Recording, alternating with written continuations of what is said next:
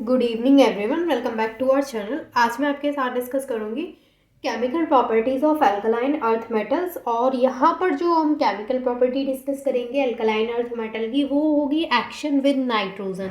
यानी जब हम अल्कलाइन अर्थ मेटल्स की रिएक्शन नाइट्रोजन के साथ में कराते हैं तो क्या प्रोडक्ट वहाँ पे बनता है, हम ये डिस्कस करेंगे।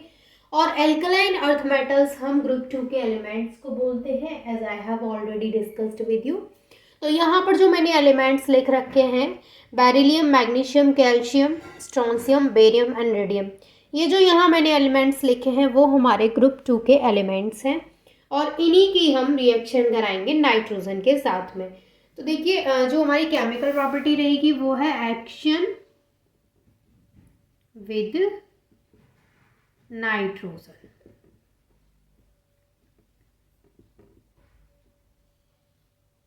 ठीक है, देखिए जब भी हम इन मेटल्स की रिएक्शन नाइट्रोजन के साथ में कराएंगे तो जो सभी मेटल्स हैं यहाँ पे अल्कलाइन अर्थ मेटल्स, वो सभी नाइट्रोजन के साथ में रिएक्ट करके नाइट्राइड्स का फॉर्मेशन करते हैं।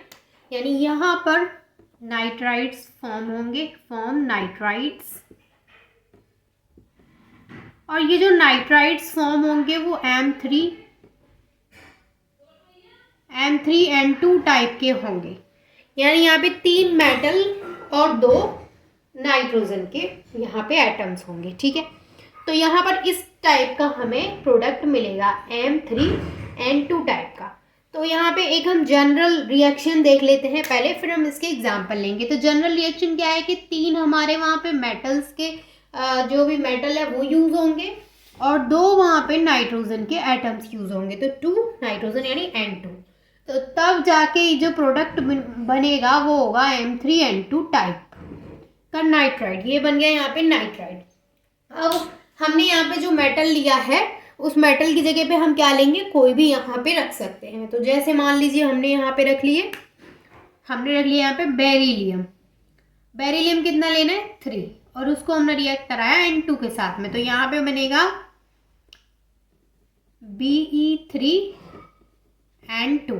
इस तरीके से यहाँ पे नाइट्राइड का फॉर्मेशन होगा। ठीक है, कोई अगर अदर एग्जांपल ले लें, जैसे हमने यहाँ पे मैग्नीशियम ले लिया, तो हमने यहाँ पे ले लिए मैग्नीशियम के 3 मेटल और यहाँ पे N2, तो ये बन गया Mg3N2। ठीक है, और कोई एग्जांपल लेंगे, जैसे कैल्शियम ले लिया, तो सेम टाइप है। आप सारे यहाँ पे एक एक करके एलिमेंट्स लीजिए और सबकी रिएक्शन कराइए। इससे ज़्यादा बेटर तरीका तो किसी भी रिएक्शन को याद करने का हो ही नहीं सकता है। अगर कोई भी केमिकल प्रॉपर्टी आप कर रहे हैं इनकी, तो आप वहाँ पे एक एक करके सारे मेटल्स को यूज़ करिए। सबसे बेस्ट तरीका है उस प्रोसेस को याद करने का, उस रिएक्शन को याद करने का।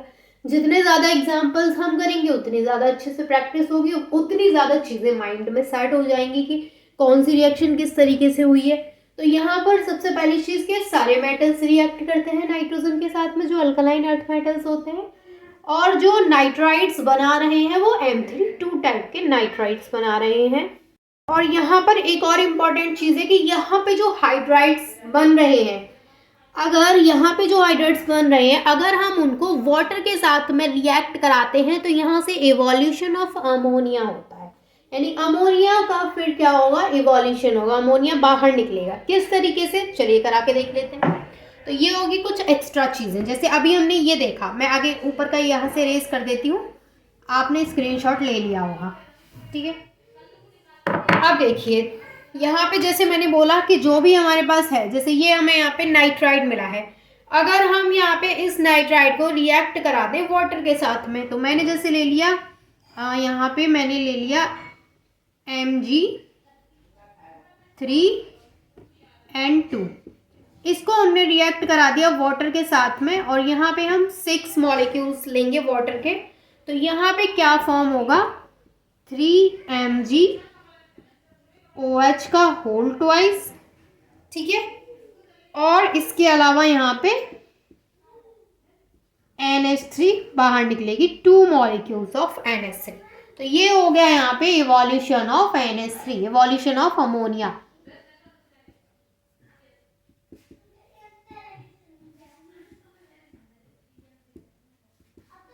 ठीक है, समझ में आ गया इवोल्यूशन ऑफ अमोनिया कैसे होगा। ये आगे का प्रोसेस है कि जब जो नाइट्राइट्स फॉर्म हो जाएंगे तब हम उन नाइट्राइट्स को वाटर के साथ में रिएक्ट कराते हैं, तो वहाँ पे वॉल्यूशन ऑफ अमोनिया होगा। तो आई होप कि ये मेथड आपको अच्छे से समझ में आ गया होगा। अगर कोई भी डाउट है इसके रिगार्डिंग तो आप मुझसे पूछ सकते हैं। I am here to solve your all doubts and thank you so much for watching this video.